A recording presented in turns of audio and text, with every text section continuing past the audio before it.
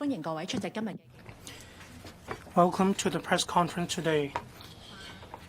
With us today are Ms. Rosanna Law, the Secretary for Culture, Sports and Tourism, Ms. Vivian Shum, Permanent Secretary for Culture, Sports and Tourism, and Mr. Rizin Lau, Undersecretary for Culture, Sports and Tourism. Ms. Rosanna Law will brief us on the latest measures, and then we will open the floor for journalists to ask questions. Please limit yourself to 2 questions. Ms. Rosanna Law, please. Members of the public, good afternoon. The current term government sets up the Culture, Sports and Tourism Bureau to take forward the integrated development of culture, sports and tourism. I'd like to brief you on the main measures in relation to these 3 fronts. On culture, we are committed to enhancing our status as an East-Meets-West cultural and arts exchange. We will focus on taking forward the development of the WKCD, supporting the diversified development of arts and creative industries. First of all, I'd like to talk about the premium arts trading hub. We will develop Hong Kong as an premium high-end art trading. We will also be attracting more talents to come to Hong Kong. We have different initiatives. We will enhance our international arts trading platform by deepening collaboration with Art Basel, thereby consolidating the position of Hong Kong as the exclusive host city in the region. We will also engage the industry to carry out studies on taxation, financing, talent, and related areas of arts trading to explore policy measures applicable to Hong Kong. The WKCD will take forward the development of the arts trading ecosystem and introduce some measures. Say the Artist Square Towers will be set up soon to attract more arts trading enterprises. Talents will also be attracted to Hong Kong. Different talent training programs and internship programs will be initiated. The WKCDA will organize more events next year. Say the Hong Kong International Cultural Summit, as well as other events. Say the annual conference 2026 of the Association of Asia-Pacific Performing Arts Centers. Tour exhibitions overseas and in the mainland will also be staged to showcase exhibitions and collections of M+ and the Hong Kong Palace Museum. More mainland tours of The Impossible Trial will be organized to develop the musical into a long-running classic. Transport facilities will also be enhanced.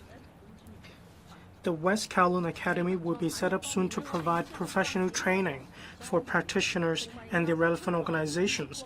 We will continue to take forward the Hong Kong Fashion Fest.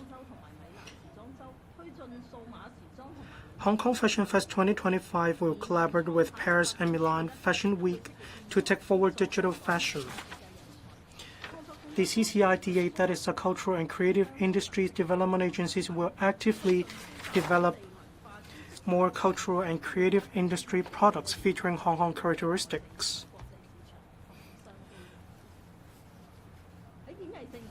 When it comes to performing arts, venues have been the bottleneck for the development of the local performing arts industries, and we're going to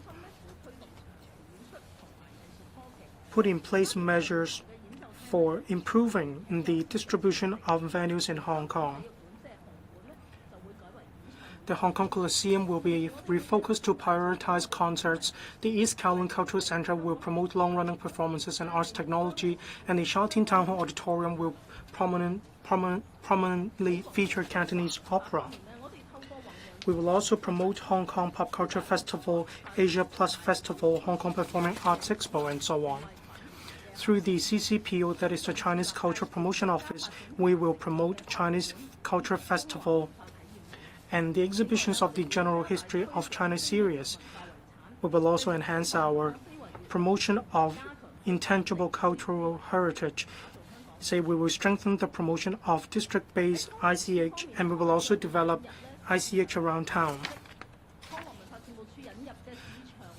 The LCSD, that is the Leisure and Cultural Services Department, will introduce market-based business models to enhance the services.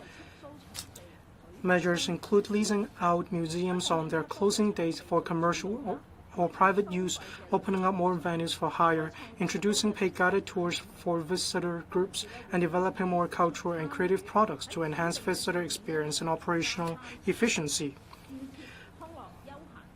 We will also explore the feasibility of engaging the market to enhance the operations of selected beaches to promote the development of recreational, leisure, and aquatic hotspots.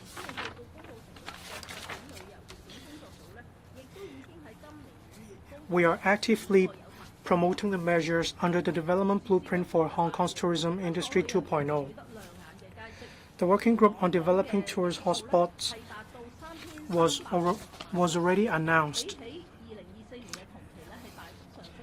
As of August this year, the overall visitor arrivals had reached 33.2 million, a significant increase of 12% over the same period last year. These show that our development strategies, such as a hospitable culture, have already yielded results. This has also shown that our plus tourism measures have achieved results. We will continue to promote different strategies such as yacht tourism, cruise tourism, and we will also be actively expanding the Middle East market to attract more high-end visitors to come to Hong Kong. On attracting high-end tourism and visitors to Hong Kong, we will work with the Development Bureau. We will provide approximately 600 additional yacht berths at the Islamic Quarry, the Aberdeen Typhoon Shelter expansion, and the Hong Kong Station waterfront projects. We will also promote the development of the yacht bay at the airport city, providing more than 500 additional berths, including berths that can accommodate super yachts that are over 80 meters in length.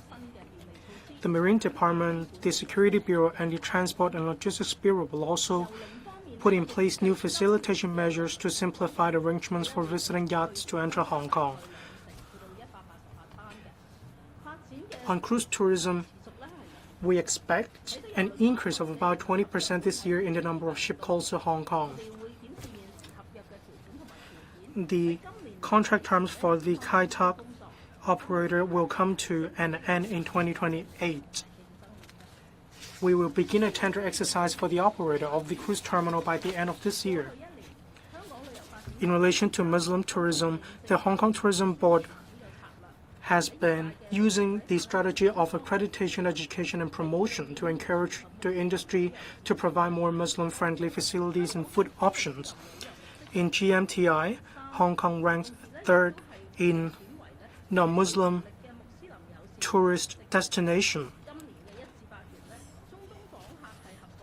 Hong Kong was also the tourism-friendly travel destination with the most tourism.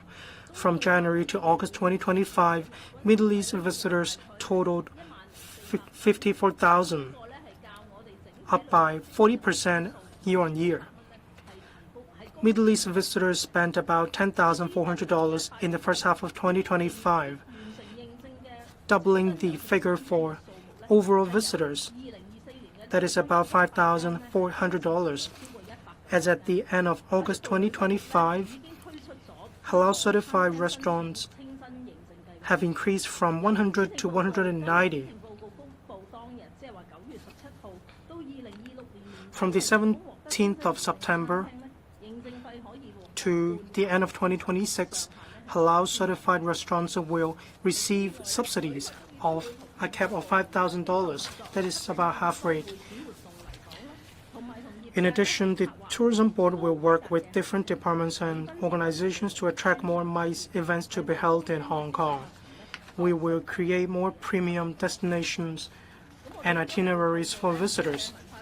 We will also hold different cultural festivals to attract visitors to extend their stay in Hong Kong. We also want them to come to Hong Kong once again.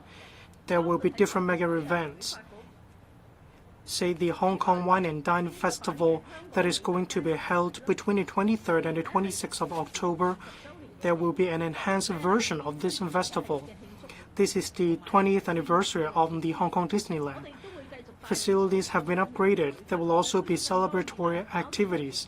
We will also work with Ocean Park to launch more panda-themed activities and products to continue with the craze for panda. We will also be promoting horse tourism. It is going to be the year of the horse next year. The Hong Kong Jockey Club will hold different activities with the theme of horses. To cater to tourists' tastes, we will develop characteristic routes, including a red tourism route of Chinese cultural celebrity rescue to enhance awareness of locals and visitors on the history of war of resistance in Hong Kong. We will also promote industrial brand tourism. We will also develop various immersive tourist spots that would include Uptown Central, Kowloon City.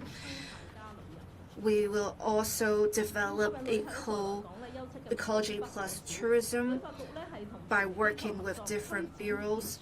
We will also have the Outstanding Services Award Scheme by working with the media to cover various professions that will provide tourism services such as retail, F&B, hotel,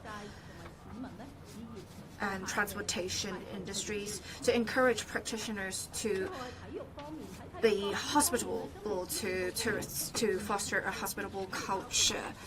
We have also major measures in sports development in the policy address. We will first of all make sure we are going to deliver on the 15th National Games and the Special Olympic Games, as well as National Games for persons with disabilities. We will also arrange for a relay of the events in local broadcasters so that citizens can cheer for the athletes.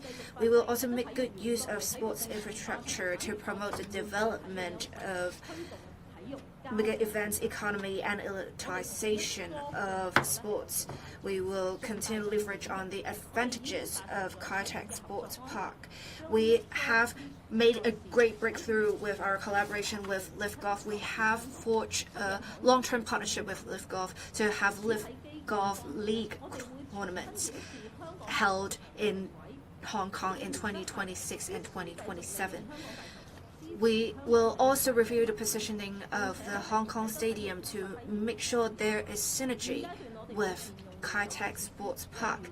We will make good use of existing facilities to have space in the Hong Kong Stadium be office space for NSAs, National Sports Associations. We will also enhance governance of NSAs. The Sports Federation and Olympic Committee announced the Code of Governance in last November, and the NSAs must fully implement the code before the end of 2026. We also encourage NSAs to take part in international and Asian sports bodies to create more favorable conditions for sports development in Hong Kong. We will also encourage international and Asian sports bodies to set up operations in Hong Kong. That's it for my presentation. We welcome questions from the media. The journalist in grey.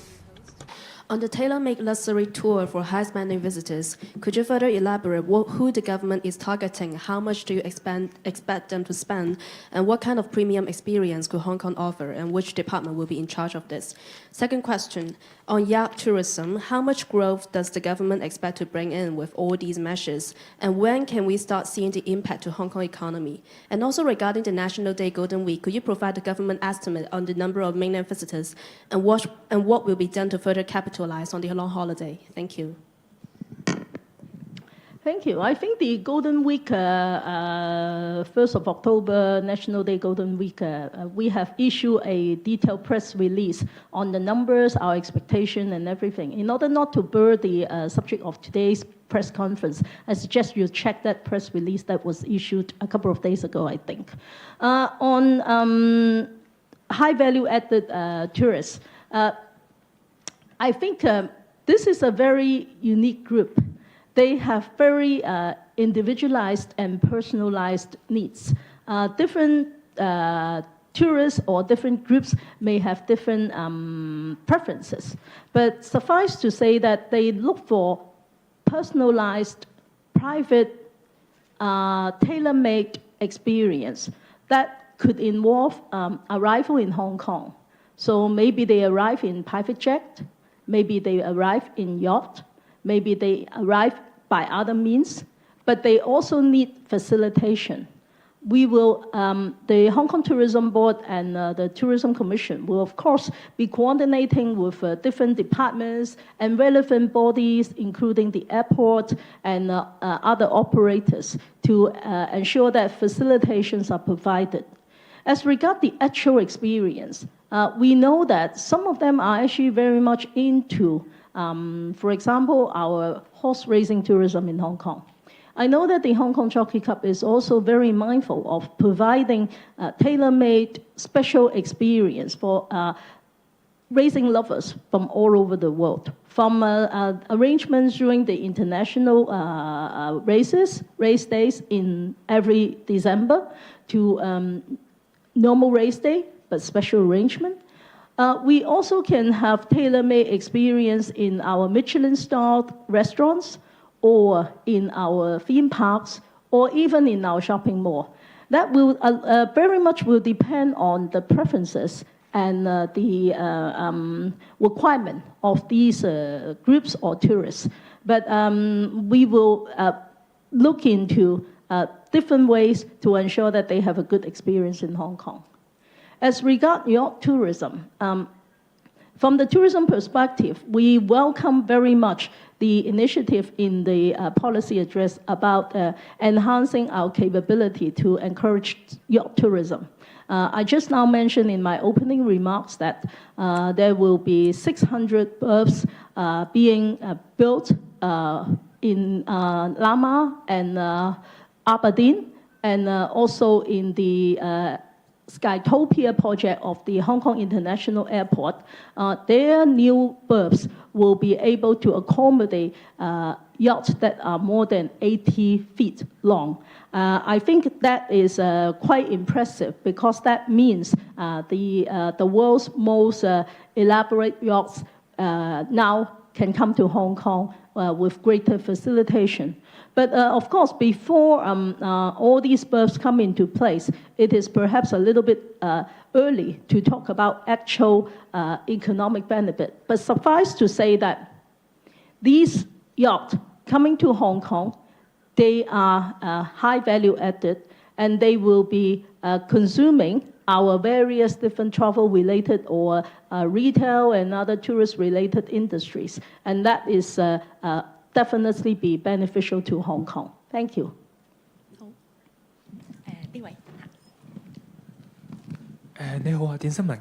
Who's going to ask the question?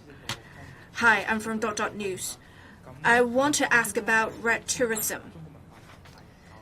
Can you talk about the Chinese cultural celebrity rescue red tourism route? What locations are covered? What attractions are covered? Are there any other routes you can elaborate on? Thank you. For Chinese cultural celebrity rescue, this is the 80th anniversary of our victory against war of resistance. We have in the Museum of History and the Museum of Coastal Defense exhibits that talk about this part of the history. We have also some media programs on this. And in paragraph 23, we have talked about specifically a red tourism route on Chinese cultural celebrity rescue that would cover visiting the Museum of War and Coastal Defense. There will also be the Cultural Rescue Museum in Shenzhen. This route is formed by the Tourism Board, the China Travel Service, and Shenzhen authorities. We mainly develop this route for students, but if other groups are interested, we can make facilitation arrangements. If you have been to the Museum of the War of Resistance and Coastal Defense, you may know this rescue route is quite convoluted. Some would involve hiking, some parts of it. So if one has to take this very same route, it may be quite challenging. But part of it is Robin's Nest, Lamma Island, and Lantau Island. Different parts of it are in the route.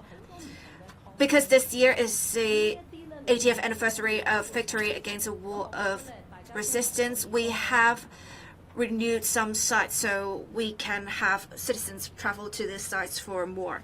Thank you. The journalist in blue. I'm from Cable. Good afternoon, Secretary. Well, the government had been promoting the night economy and nighttime economy. There is no update of the official website. It wasn't mentioned in this policy address either. Why is that? Does it mean that the government will not continue to promote these initiatives? Do you have any other figures to share with us?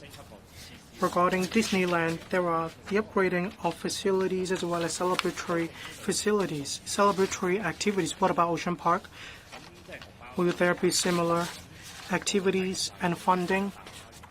Well, pandas do grow up.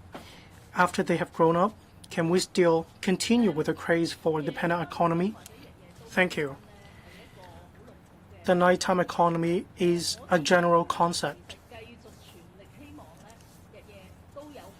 We do want to continue to organize different activities both during the daytime and in the evening. We do want to attract locals and visitors alike to go out.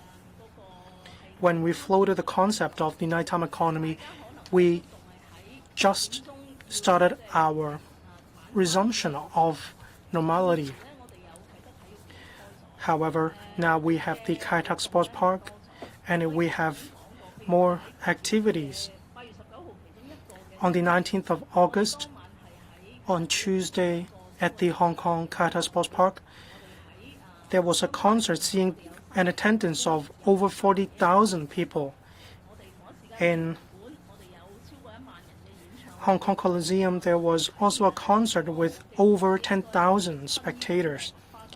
In Macpherson or in Queen Elizabeth Stadium, there were different fan meetings.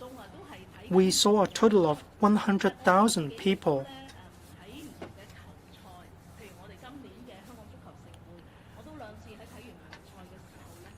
This year we have the Hong Kong Football Festival. Afterwards, after I went to the festivals, I went to Kowloon City to have some food.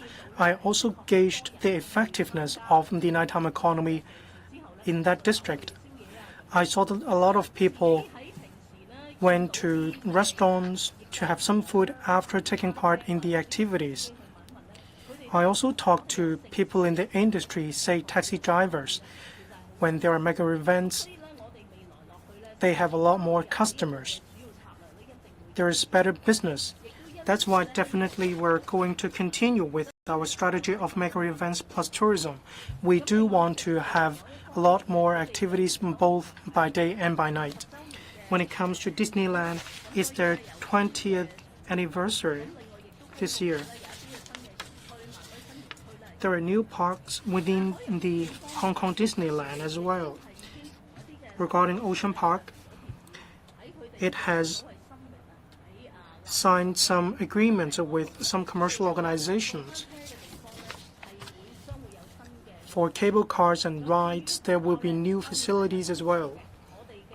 Regarding pandas, of course, Jia Jia and De De are living together, but at the end of the day, they will have to live on their own one day.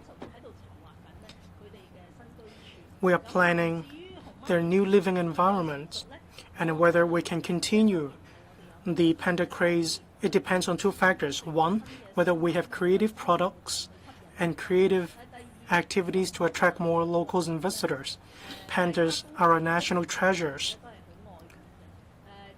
All of us love pandas. An and Jia came to Hong Kong a few decades ago. Now we have An, Ke, Jia, and De, and we now have even more activities. That's exactly why we are confident about the activities in this regard. Thank you. Next reporter. I'm from In Media. Good afternoon, Secretary. Regarding the LCSD, I understand there will be market-based model for the Leisure and Cultural Services Department. I'd like to ask about the market operations at beaches. Will you outsource the entire beaches? Will citizens be required to pay in order to use the beaches? The Chief Executive answered this question. Members of the public can definitely enjoy public facilities. At present, we have the rental of simple facilities, say sun umbrellas, as well as other equipment. For operators that are interested in providing additional services, I believe we can expect a reasonable fare.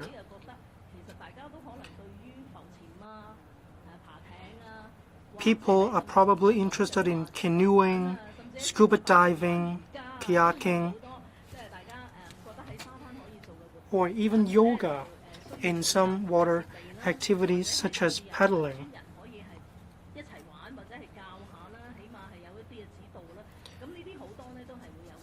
Members of the public may be interested in looking for coaching in relation to paddleboard yoga and so on.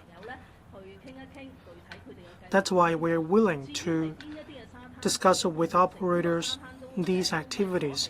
Will the entire beaches be closed so that the members of the public will have to pay in order to use the beach? Beaches in Hong Kong are actually quite large. Do we have to close the entire beaches? There are similar examples in overseas countries that we can draw reference from. Regarding museums, when they're closed in the evening, different activities can be held. In Hong Kong, in August, we saw a similar example as well. Say for the Cultural Museum, there was a fencing competition in which there was a competition between Edgar Zhang and his opponent that was held in the Hong Kong Palace Museum, and that is making good use of the museum in the sense that the owner of the museum will enjoy some revenue. We understand museums might be difficult to generate revenue. That is because they require operating capital. We do understand admission fees need to be affordable for members of the public. That's why museums aren't profitable projects. If museums can generate extra revenue, we support the initiative of the LCSD, that is a market-based model. Just now, we talked about no less than 8 projects. Say for Hong Kong Art Museum in Tsim Sha Tsui, it oversees Victoria Harbour, and I believe this is very attractive. The Museum of Art is very high level. Is it possible to reach the level of the Metropolitan Museum in New York City, in which we can see different balls, fashion festivals, fashion activities, and so on? As long as they are in line with the overall image of the Museum of Art, I believe we can achieve complementarity in this regard, and the LCSD will be interested in considering these proposals. The journalist in the back, the one who's raising their hand. Good afternoon. I'm from AM 730. I want to ask the Secretary on the market operations or market models of operations to be introduced by the LCSD. Which stage are we in? Have you communicated with stakeholders? Are they okay with this?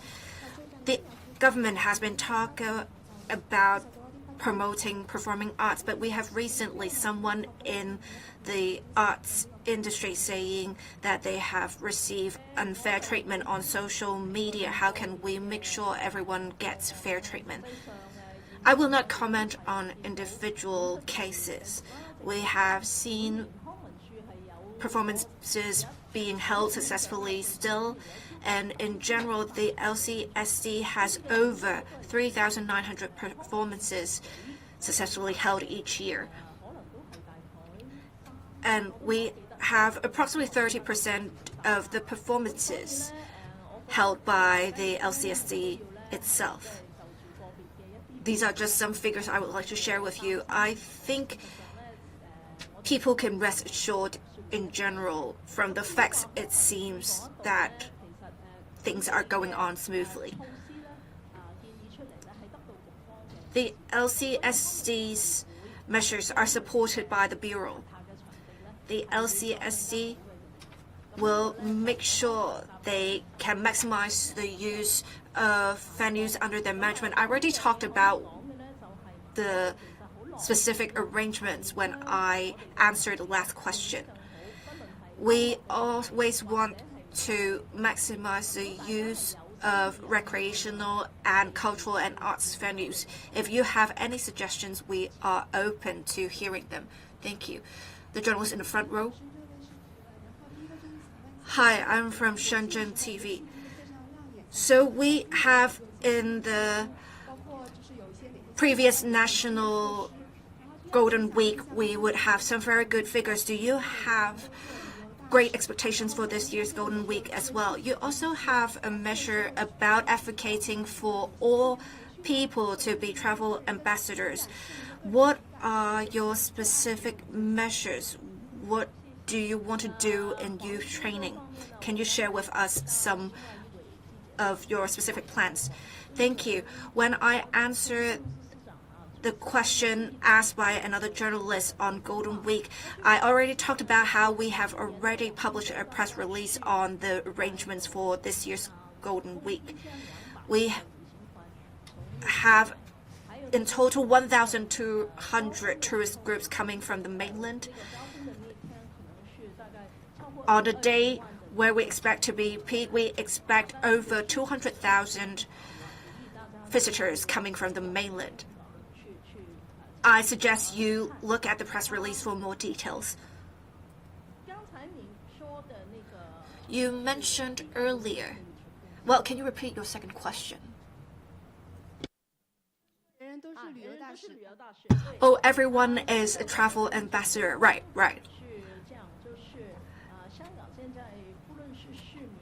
We have right now in Hong Kong citizens or practitioners alike. After the pandemic, we all know how important the tourism industry is to Hong Kong.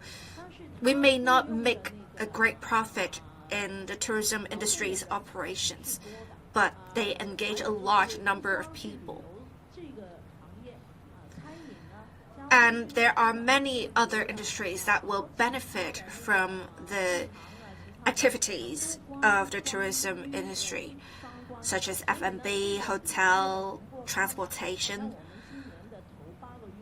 So for the first 8 months of this year, we have seen a 12% growth in the tourism industry in Hong Kong. It has not only boosted the economy, but also employment. When I talked about having everyone trying to be a travel ambassador, we do see now practitioners smiling a bit more, and people have been speaking better English and Mandarin. We have also been working with the media. We will have in future the Outstanding Services Award scheme. From what I remember, there is a well-known Chinese bakery. When a tourist came, they felt like they got really good services, and in the end, they purchased 100 sets of the snacks for their friends as souvenirs. At first, that tourist might just think they wanted to come here to take a look. We had also another instance where there was a visitor who was an old customer, and for a long period of time, they didn't come, and the shop tried to find out what happened, and apparently the customer fell sick, and they sent them some of their goods to that customer. I think we focus too many times on the figures. We should probably focus on the human aspects of the trade and industry. We also want to recognize the efforts of practitioners providing outstanding services. That is also how we can help give an example of outstanding services in practitioners. Thank you. The journalist in the back wearing a black top. I'm from Mingpao. I want to ask, why are we introducing market operations for LCSD at this stage? How much are we going to charge for access to beaches and museums? I also want to ask, for the 9 hotspots published by the Working Group on Developing Tourist Hotspots, they talked about what is the progress of implementation, and you also talked about some 4 Peaks attractions where we have treetop adventure and whatnot. Where will they be, and what can we do more about 4 Peaks? Thank you. For 4 Peaks, we are working with the AFCD to develop further the attractions. I believe they are already working on this. For specific details, you may have to ask the AFCD on this. As for introducing market operations for the LCSD, they have been already working with the private sector for certain events. They have also been renting certain venues. The Victoria Park Lunar Year Market is already a good example, and we have also some stalls outside the cultural center available for hire. In future, we want to do more. Say the Museum of Art or other museums, they have larger spaces after the museums are closed. We believe we can maximize the use of such spaces. Many venues under the management of LCSD are essentially operations for public interest, and we need to charge affordable fees. It is hard to make a profit, and sometimes it's not about making a profit. We're trying to just recover the costs. They did think about charging higher fees. As for how much in particular, I think the journalist is more interested in knowing how much citizens have to pay in general. Say for beaches, I guess it would depend on who the operator is, what kind of activities are they providing. If they provide paddleboard yoga courses with training services or scuba diving, I think the prices may be higher, but I would say public beaches will not become luxury goods. That much is clear. As for museums, if we are holding activities or events in museums. It would depend on the organizer's requirements. Say if they're holding fashion shows there. Well, it's actually not just museums. We also held a fashion show in the cruise terminal, and it really was beyond people's expectations. There is great potential with museums holding activities, but it depends on what the organizer needs, and then we'll determine the fees. Thank you. The reporter in beige in the third row. Thank you. I'm from the Hong Kong ET.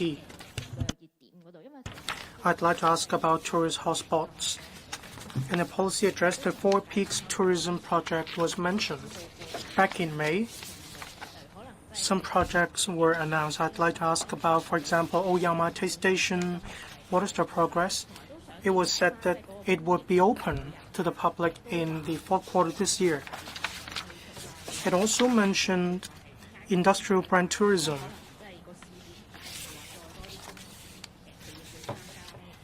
Which organizations will take part in it? I'd also like to ask about the WKCD as well.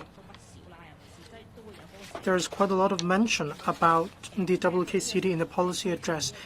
I'd like to ask about the West Kowloon Academy. Why do you implement this at this time? What can we expect? What courses will be offered? Any expected attendance? Thank you. Just now I talked about the Four Peaks Tourism Project.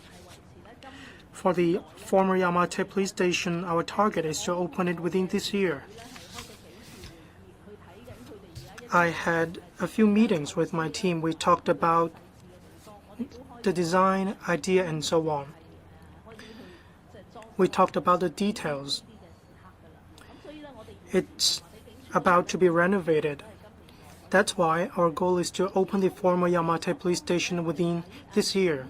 Regarding the industrial brand tourism, in May, we already announced 4 factories or 4 enterprises, including Yakult, Lee Kum Kee, as well as other reputable enterprises or companies, say Kiwa, and so on.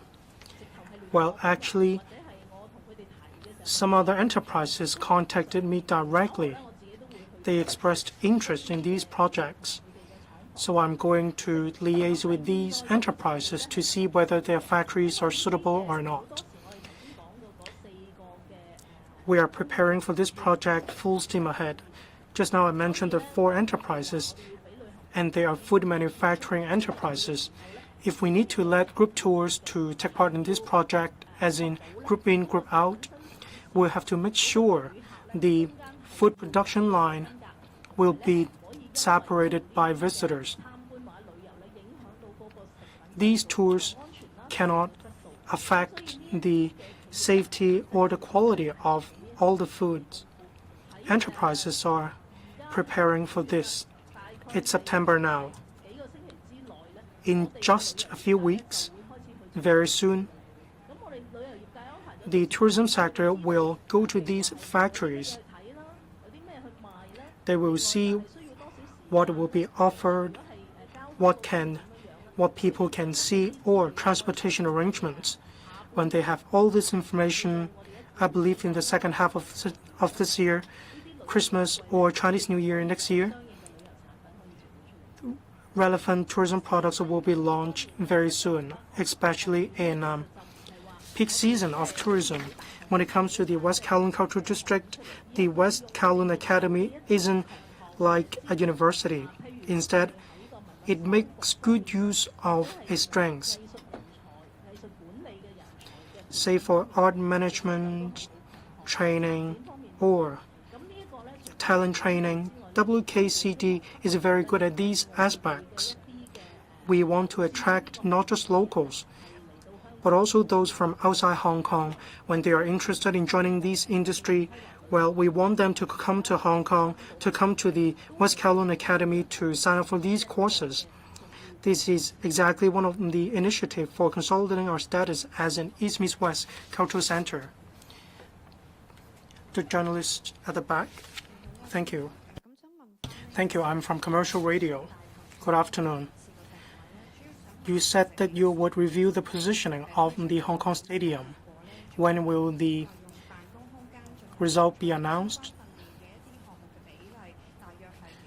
Can I ask about the ratio of using office spaces to hold competitions or training?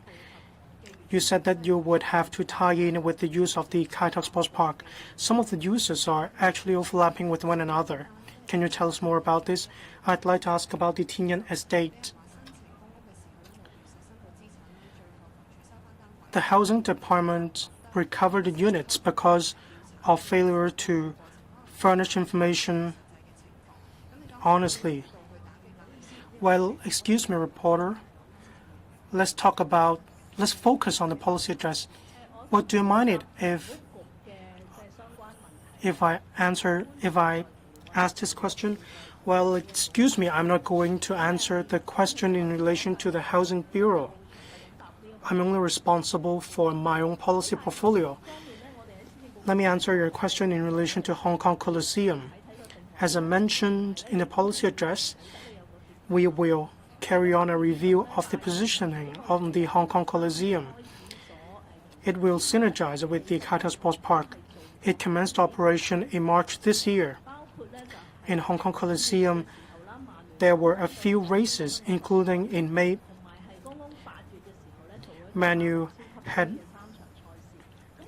Manchester United had a race with Hong Kong. In that race, there were over 33,000 spectators come to the match despite rain. For the other match, we also saw approximately 80,000 spectators. We can see that these matches are actually quite attractive. In the Hong Kong Coliseum, there are a total of 50 chambers in the Hong Kong Stadium.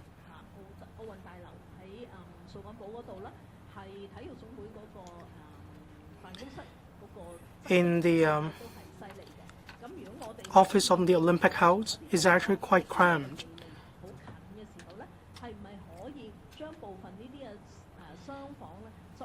We need to see if we can make good use of the geographical advantage. We may carry out a little bit of renovations to let NSAs have a more spacious premise to carry out their duties. At the same time, we promote the development of sports. We want to allow the Hong Kong Coliseum to make the most of the premises. Of course, we're not going to vacate all these 50 chambers or rooms in the stadium. However, can we probably vacate 2/5 of these chambers, of the rooms? For better use, of course, we can consider it. Are we going to hold matches using office premises or office space? Of course, that's not possible, but we have discussed with the relevant NSAs. Now that we have these facilities in the Hong Kong Coliseum,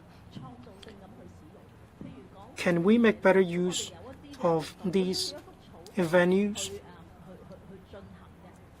Say, if an event needs a lawn to organize their activity, but then they don't need the Hong Kong Coliseum,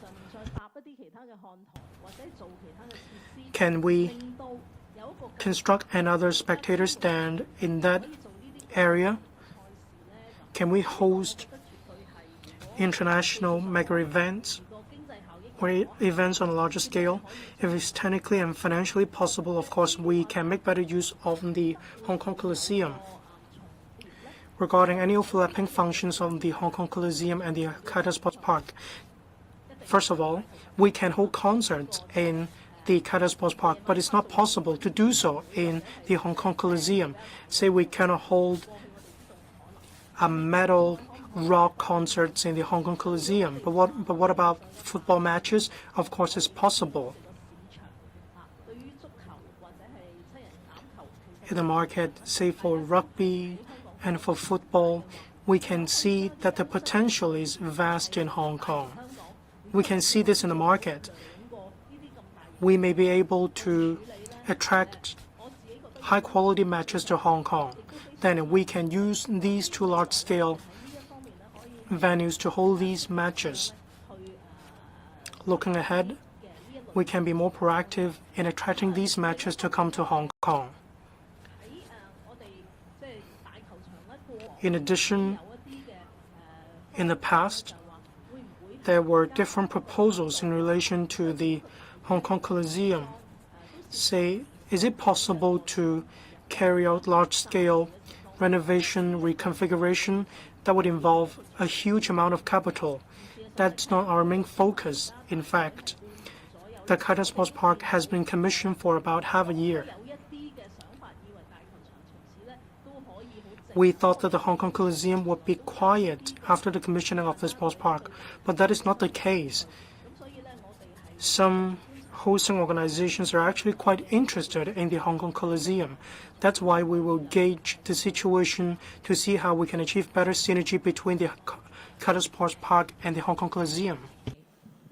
All right, it's almost time. We'll take one more question from one or two journalists. The LCSD to introduce market-based business models. Are there any frameworks when it comes to selecting which organizations to get certain time slots? Which facilities have so far been included in the government's plan? How much revenue is estimated to be brought? And how does this move boost the cultural and tourism scene in Hong Kong? Okay. Thank you for your question. I think the idea is that we will be very open-minded and flexible about putting out museums or facilities under the purview of LCSD for more commercial or activity-based usage. Right now, everybody knows that in the evening, when the museums are closed for visits, the space become idle. We do believe that better use of the space is beneficial to both the department and also to event organizers, because we all know that in Hong Kong, venue constraint has long been one of the factors deterring more events organized in Hong Kong. So this is our general thinking, and the framework is that LCSD has actually all along been willing to discuss with interested parties on rental of their space for commercial use or for activities. They will enhance this policy and measure. In terms of time slot, I think, of course, museum, when they are closed for visits, either in the evening or on their rest days, because you know that our museums usually have one rest day per week. Whether or not that rest day can be better utilized for events, that is certainly a big possibility. And for other facilities, like the Piazza of a cultural center, or the Museum of Art or other space, I think that a lot would also depend on the need or the proposal of individual organizers, depending on the nature of the activities that they have in mind. How does it enhance culture and tourism? Now, of course, more events, more activities means a more vibrant Hong Kong, and that's definitely beneficial to tourism in Hong Kong. For culture, I've said just now also that operation of museum costs a lot of money. And of course, it would be good for the venues and the facilities be fully utilized, so that people would be more interested in going to the museums themselves, and also in terms of generating more income for LCSD or the government as a whole. But generating income is not a priority. I think our priority is a better utilization of very valuable space in Hong Kong. 好，咁啊，唔該晒各位啦，今日係啦，唔該晒。Thank you for attending this press conference today.